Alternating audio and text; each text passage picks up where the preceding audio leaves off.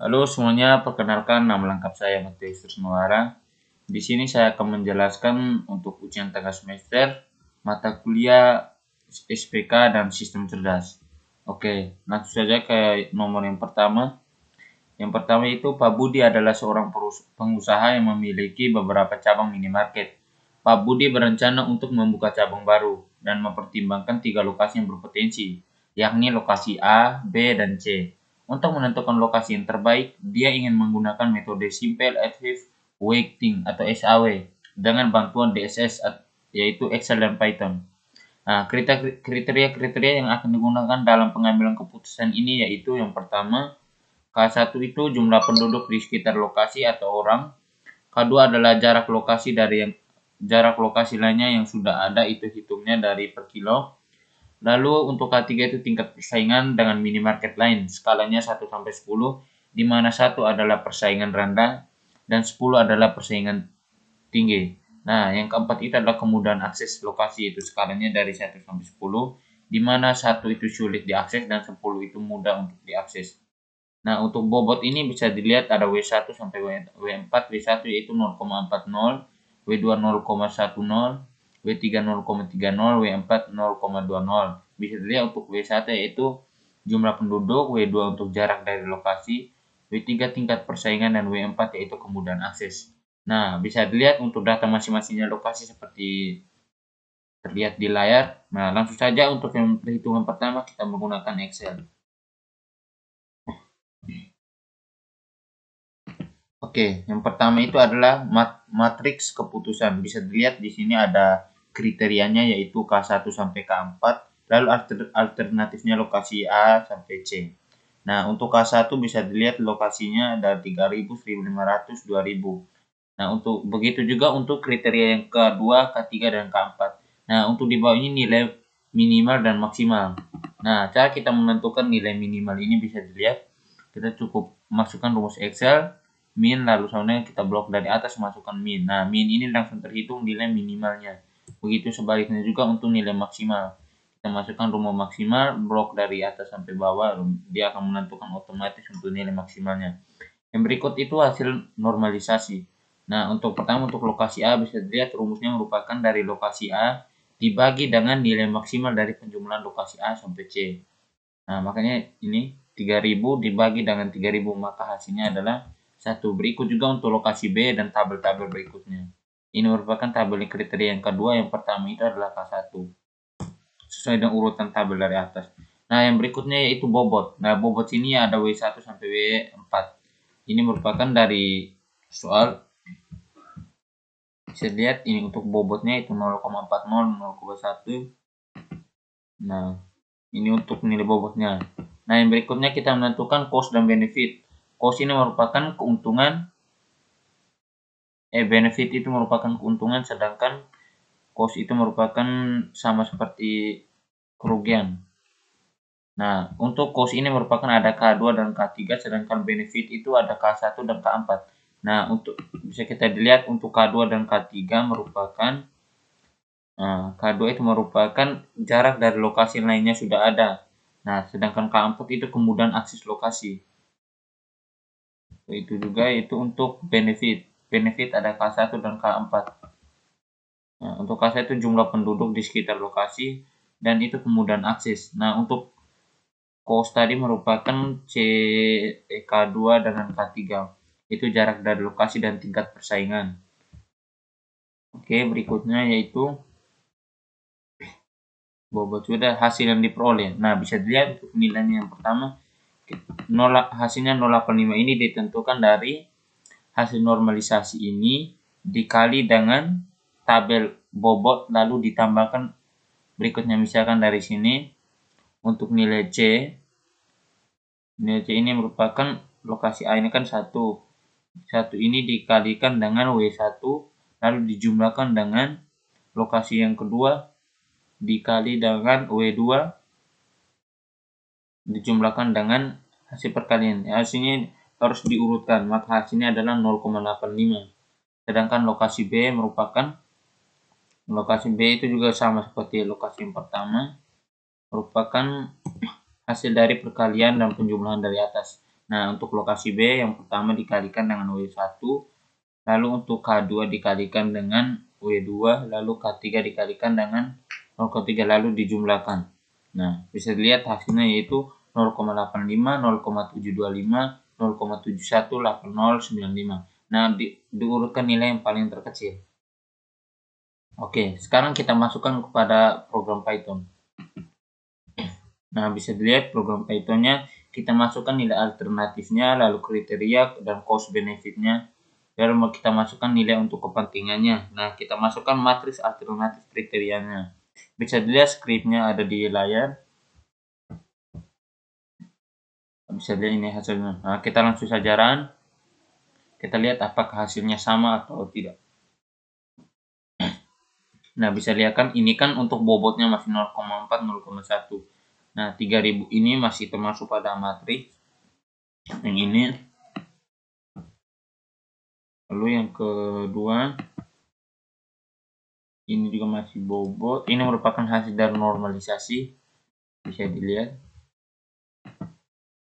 Ini hasilnya 1, 1, 0,51, 1, 1, 0,51. Hasilnya juga 1, 1, 0,51. Nah, tabel yang kedua itu 0,5, 0,5, 1, 0,87. Bisa dilihat 0,5, 0,5, 1, 0,875. Nah, untuk hasil normalisasi ini sama seperti perhitungan Excel. Lalu yang berikutnya untuk perhitungan hasil yang diperoleh. Nah, bisa dilihat hasil yang diperoleh itu yang pertama 0,85. Bisa dilihat sama 0,85 lalu 0,725. 0,725 sama lalu 0,7180 dibulatkan di 0,7180. Nah, bisa dilihat untuk perhitungan menggunakan manual secara Excel dan perhitungan program Python hasilnya sama. Oke, kita lanjut ke soal yang nomor yang kedua, yaitu perusahaan ABC merupakan perusahaan yang bergerak di bidang manufaktur.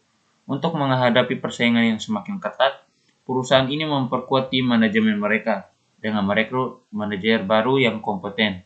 Perusahaan ini memutuskan untuk menggunakan sistem pendukung keputusan dengan menggunakan metode atau DSS dengan menggunakan metode WP atau Weighted Product untuk menentukan kandidat terbaik.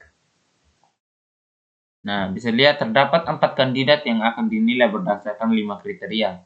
Yang pertama, K1 itu pengalaman kerja itu dalam hitung per tahun. Lalu K2 itu keterampilan berkomunikasi skalanya dari 1 sampai 10. K3 merupakan keterampilan manajerial skalanya 1 sampai 10. Lalu K4 kemampuan analitis atau skalanya 1 sampai 10. Lalu kelima itu pendidikan yaitu ada S1, S2 dan S3. Nah, untuk bobotnya bisa dilihat ada W1 0,30, W2 0,25, W3 0,20, W4 0,15, W5 0,10. Nah, untuk data kandidat A, B, C, dan D berdasarkan kriteria bisa dilihat pada tabel di layar. Nah, selesaikan metode menggunakan metode WP untuk perhitungan manual Excel dan aplikasi Python. Oke, kita masuk saja langsung pertama itu menggunakan metode Excel. Nah, bisa dilihat ini merupakan tabel data realnya sama seperti soal. Oke. Lalu yang berikutnya ini merupakan bobot awalnya. Di sini kita masukkan jumlah dari bobotnya. Nah, berikutnya kita akan menghitung dari perbaikan bobot. Nah, untuk nilai ini yang pertama K1 merupakan kita ambil dari W1 dibagi dengan jumlah dari bobot awal. Nah, di sini kan W1-nya kan 0,3 dijumlahkan 1. 1 ini dari penjumlahan dari W1 sampai W5. Oke, berikut juga untuk K2. K2 merupakan W2.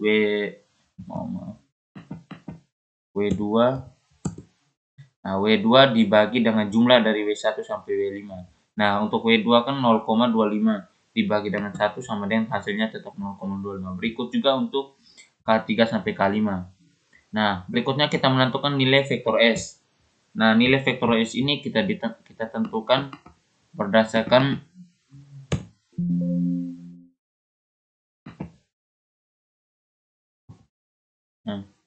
untuk nilai S yang pertama itu kita menggunakan perkalian lalu merupakan perpangkatan lalu dikalikan. Misalkan yang K1 ini kita dipangkatkan dengan 0,3. Nah, K1 ini yang nilai A kita pangkatkan dengan 0,3. Nah, di sini ada pangkat dan pangkat positif dan negatif. Merupakan kalau untuk pangkat positif itu merupakan keuntungan, sedangkan pangkat negatif ini merupakan perhitungan sama seperti kerugian. Nah, untuk K1 ini 7 dipangkatkan dengan 0,3 lalu dikalikan dengan 7 yang ini dari K2 dipangkatkan dengan 0,25, sedangkan K3 dipangkatkan dengan K3 sesuai diurutkan di atas. Nah, sama berikut juga untuk S2. Nah, S2 ini kita ambil dari nilai B. Untuk nilai S1 kita ambil nilai A, lalu untuk nilai S2 kita ambil nilai B, S3 untuk nilai C, dan S4 kita ambil nilai D. Nah, semuanya dipangkatkan dengan hasil perbaikan bobot, lalu dikalikan. Nah, bisa dilihat hasilnya dari ada 5,73397 sampai di bawah 4,39226. Nah, untuk totalnya itu 21,305. Berikutnya kita tentukan nilai vektor W. Nah, nilai vektor W ini kita tentukan berdasarkan rumus S1 dibagi dengan jumlah dari S1 sampai S5. Misalkan S1 kan 5,73397 dibagi dengan 21. Nah, 21 ini merupakan hasil dapat jumlah dari S1 sampai S5. Bisa dilihat hasilnya 0,26914. Begitu juga untuk V2. Nah, V2 ini nilai kita ambil dari S2 dibagi dengan jumlah seluruh dari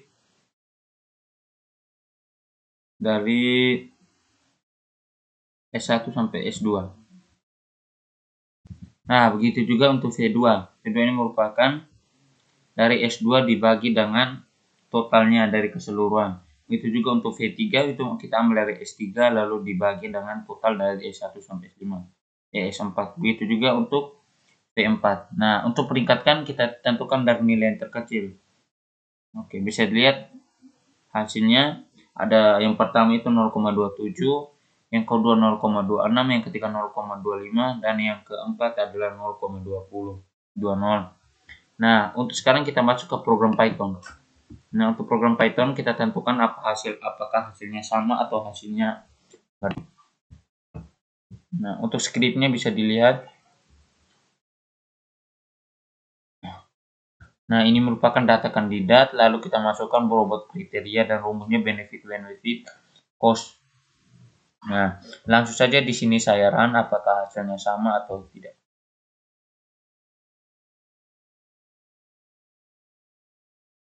Nah, bisa dilihat bagi dua layar dulu.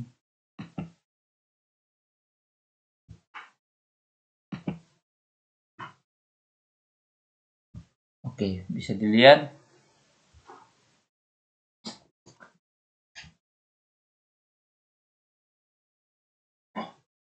Nah, di sini dia langsung menghitung dari nilai vektor S. Bisa dilihat vektor S yang pertama, S1 itu 5,733, 5,73 sama, lalu berikut juga untuk kandidat B, 5,38, 5,38 betul, kandidat C, 5,79 betul, kandidat D yaitu 4,39 sama. Nah, begitu juga untuk hasil normalisasi. Nah, hasil normalisasi bisa dilihat di sini 0,269, 0,269. Nah, bisa dilihat di sini untuk hasilan dari program Python hasilnya sama. Nah, sekarang kita masuk ke nomor yang ketiga. Nah, nomor yang ketiga, studi kasus optimalisasi pemilihan teknologi informasi atau TI untuk SPK atau DSS menggunakan metode AHP atau Analytical Hierarchy Process. Itu menggunakan hitungan manual menggunakan Excel dan program Python. Nah, untuk studi kasusnya itu sebuah perusahaan retail berencana untuk membuka toko baru dan memiliki 3 lokasi potensial. Nah, lokasi itu ada X, Y, dan Z. Ada 4 kriteria yang menjadi pertimbangan. Yang pertama C1 itu merupakan aksesibilitas lokasi, C2 volume lalu lintas pengunjung, C3 biaya sewa tempat, C4 potensi persaingan bisnis. Nah, lanjut, kita langsung ke perhitungan Excel.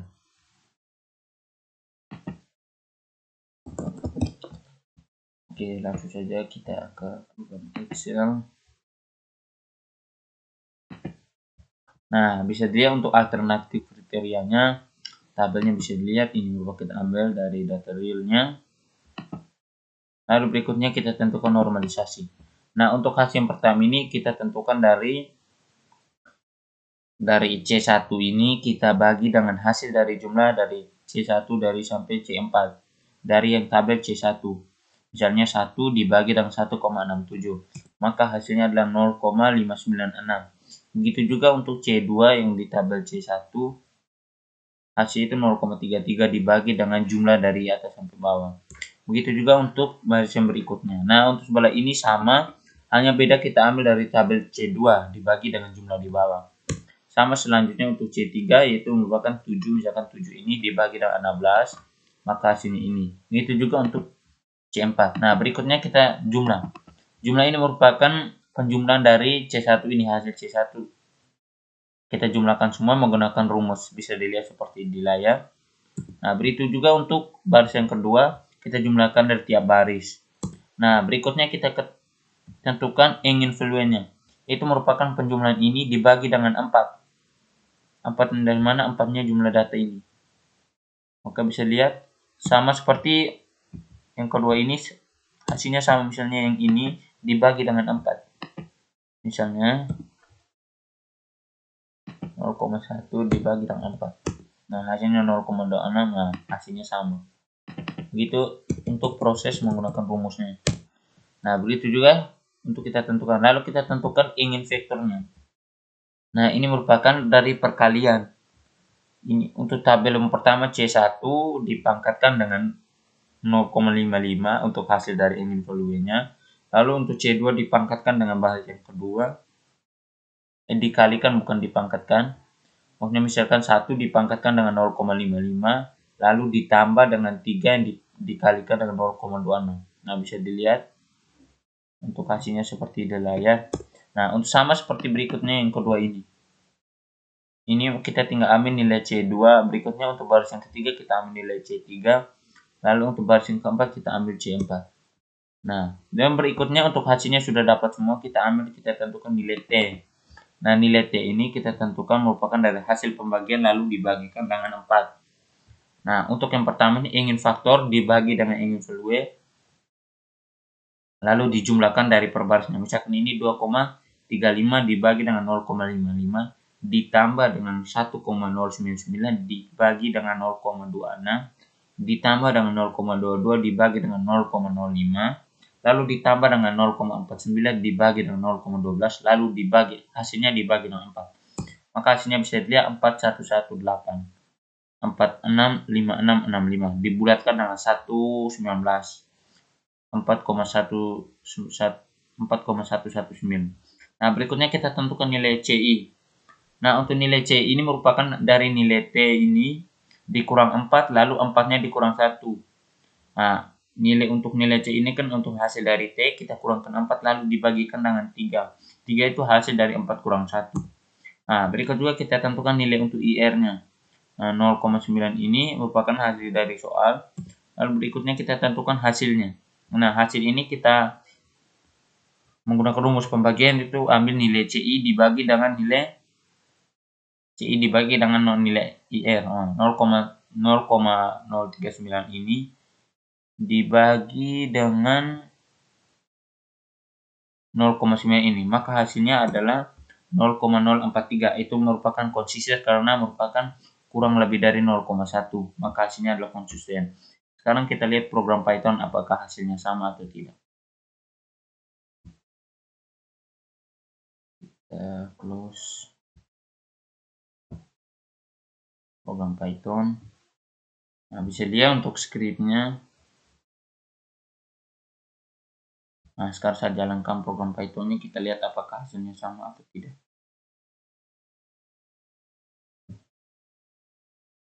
Di dua layar.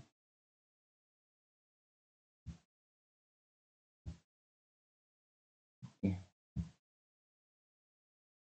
Nah, untuk nilai vektornya bisa dilihat.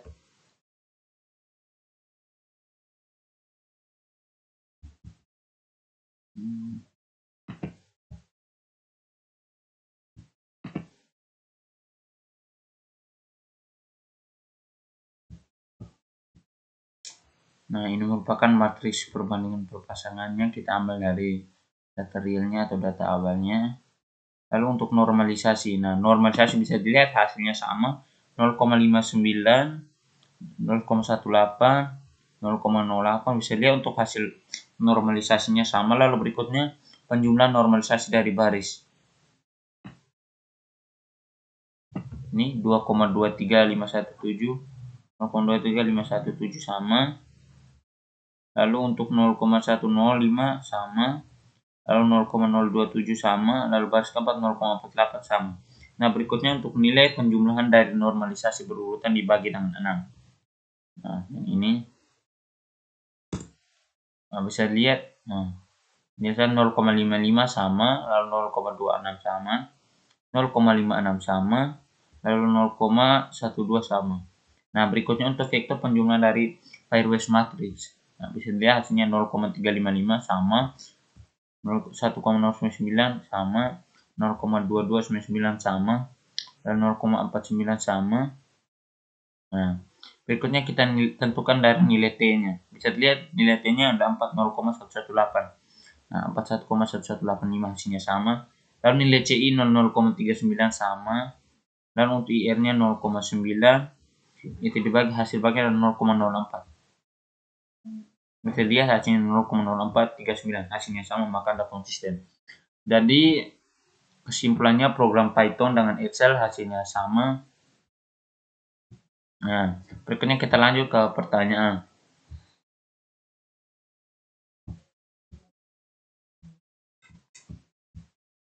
Nah,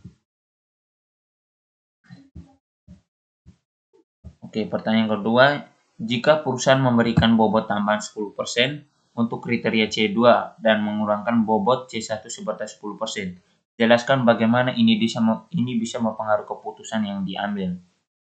Oke, jika perusahaan memberikan bobot tambahan sebesar 10% untuk kriteria C2 dan mengurangi bobot C1 sebesar 10%, itu kita jelaskan bagaimana bisa mempengaruhi keputusan diambil. Oke, yang pertama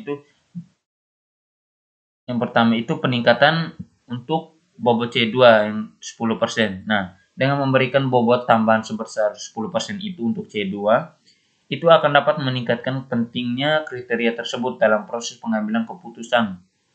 Nah, alternatif yang sebelumnya yang akan kurang unggul ya dalam hal C2 itu mendapatkan poin tambahan. Nah, alternatif yang memiliki kinerja baik dalam kriteria C2 akan menjadi lebih diutamakan dalam keputusan. Nah, berikutnya untuk pengurangan dari bobot C1 sebesar 10%. Nah, dengan mengurangkan bobot C1 sebesar 10% ini akan mengurangi pentingnya kriteria tersebut dalam proses pengambilan keputusan. Nah, alternatif yang sebelumnya mungkin unggul dalam C1 itu akan memperoleh poin yang lebih sedikit. Nah, alternatif yang memiliki kinerja buruk dalam C1 akan lebih toleran terhadap pengurangan bobotnya.